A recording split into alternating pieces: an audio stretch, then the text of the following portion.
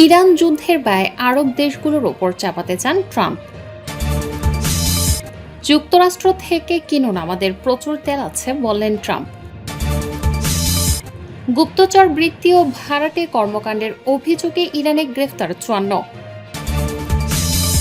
যুক্তরাষ্ট্রের জ্বালানি তেলের দাম 4 বছরের সর্বোচ্চ। সর্বশেষে জানাবো, ইরানের শর্ত জাতীয় স্বার্থ রক্ষা হলেই কেবল যুদ্ধ শেষ হবে, বললেন পেজেশকিয়ান। শিরোনাম শুনলেন, এবারে বিস্তারিত। ইরান যুদ্ধের ব্যয় আরব দেশগুলোর ওপর চাপাতে চান ট্রাম্প।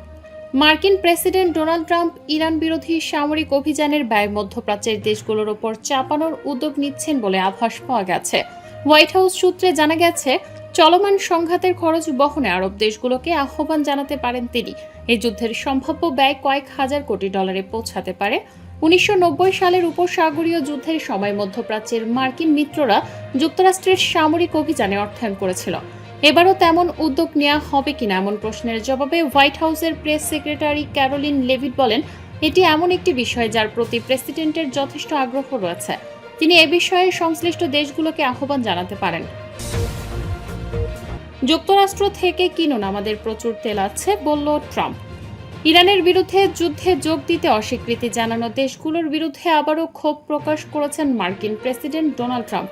সামাজিক যোগাযোগ মাধ্যমে ট্রাম্প লিখেন, যেসব দেশ ইরানের নেতৃত্ব অপসারণে জড়াতে অস্বীকৃতি জানিয়েছে ও হরমুজ প্রণালীর কারণে জেট জ্বালানি পেতে পারছে না, যেমন যুক্তরাজ্য, তাদের জন্য আমার দুটো পরামর্শ। 1, যুক্তরাষ্ট্র থেকে কিনুন, আমাদের কাছে প্রচুর আছে।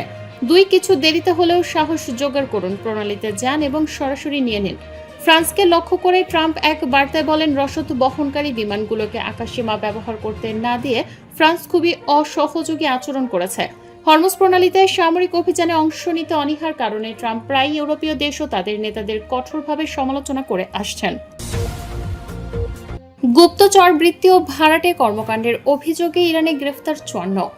ইসরায়েলের কাছে তথ্য সরবরাহ ও ইরানের বিরুদ্ধে হামলার পরিকল্পনা করার অভিযোগে 54 জনকে গ্রেফতার করেছে ইরান। মঙ্গলবার 31শে মার্চ দেশটির আধার সরকারি সংবাদ সংস্থা তাসনিমের বরাতে এ খবর জানায় আল জাজিরা।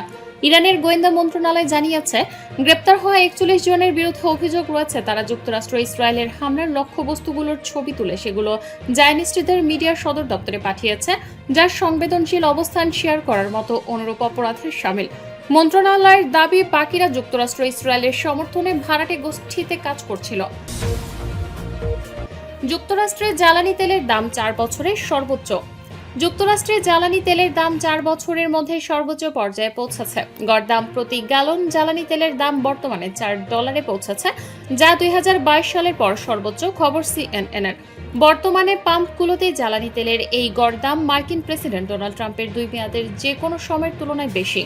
বিশ্লেষকরা মনে করছেন, বিশ্ববাজারে কাঁচা তেলের দাম বৃদ্ধির পাশাপাশি দেশটির অভ্যন্তরীণ সরবরাহ চাহিদার কারণে এই পরিস্থিতির সৃষ্টি হয়েছে। ইরানের শর্ত জাতীয় স্বার্থ রক্ষা হলে কেবল যুদ্ধ শেষ হবে, বললেন পেজেশকিয়ান। ইরানের প্রেসিডেন্ট মাসুদ পেজেশকিয়ান বলেছেন, ইরানের দেয়া শর্ত এবং জাতীয় স্বার্থ রক্ষা হলেই যুক্তরাষ্ট্র এবং ইসরায়েলি শাসনের চাপিয়ে দেয়া এই যুদ্ধ বন্ধের যে কোনো সিদ্ধান্ত নেওয়া হবে। সোমবার 30শে মার্চ প্রেসিডেন্ট পেজেশকিয়ানের সভাপতিত্বে ইরানের মন্ত্রিসভার একটি বৈঠক অনুষ্ঠিত হয়। বৈঠকে এই সংকটময় মুহূর্তে জনগণকে নিরবচ্ছিন্ন সেবা দেওয়ার জন্য সকল খাতের প্রশংসা করে প্রেসিডেন্ট পেজেশকিয়ান বলেন, আগ্রাসন মোকাবেলায় রাষ্ট্রীয় প্রতিষ্ঠানগুলোর মধ্যে সমন্বয় বাড়ানো এবং সেবা প্রদান অব্যাহত রাখা জাতীয় সক্ষমতার প্রধান স্তম্ভ। শত্রুর ওপর চূড়ান্ত বিজয় না আসা পর্যন্ত এই ধারা বজায় রাখার ওপর তিনি গুরুত্ব আরোপ করেন। প্রেসিডেন্ট পেজেশকিয়ান বলেন, যুদ্ধ শেষ করার বিষয়ে যে কোনো সিদ্ধান্ত কেবল ইরানের সম্মান, নিরাপত্তা এবং জাতীয় স্বার্থ রক্ষা করার মাধ্যমে নেওয়া হবে।